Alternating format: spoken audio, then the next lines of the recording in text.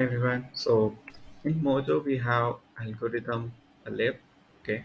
From that you can import this map as a direct map.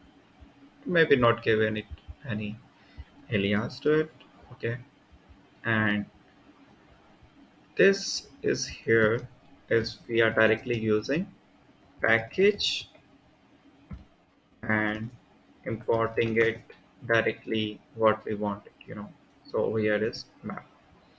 But you can import it like this also package dot module module and import whatever we want to import it here. Okay, this is to explain you that you can import it in two ways, the libraries that we have it, and I already explained you how you can create this on your own for all on package. I hope you liked it. Next I'll be explaining you how we can overload the function in Mojo. Stay tuned.